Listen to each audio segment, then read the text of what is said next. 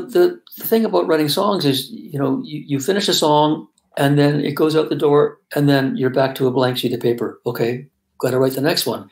And so that was literally Bryan and I sitting down, and a lot of songs just started not even with guitars in our laps, but just a conversation.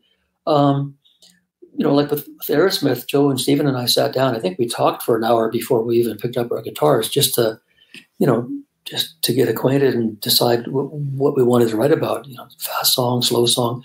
So anyway, on that particular day, as I recall, Bryan and I were talking about, school days, back in high school and this and that. And the Beatles in 1966, John Lennon wrote Strawberry Fields Forever, which was a song about his childhood in Liverpool. And Paul wrote Penny Lane, which was a song about his childhood in Liverpool. So Bryan and I actually talked about that and said, well, let's write a song about our, childhoods, plural, because we didn't grow up together. Bryan went to school in Ontario, and his dad was a diplomat, so he spent some time in Portugal and Israel.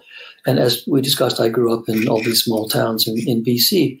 So even though it's called Summer '69, I was 17 that summer and Bryan was 12. But, Bryan's contribution is just as much as mine for that song. He had his first guitar that he bought from a pawn shop, and I had the first guitar that I bought from actually a furniture store in a little town called Vanderhoof. But in the song, we said, got my first real six-string, bought it at the Five and Dime, which neither of us had actually done, but close enough, pawn shop and a furniture store. And again, each line of lyric kind of resulted from maybe a 10-minute chat about something, first girlfriends, first kisses.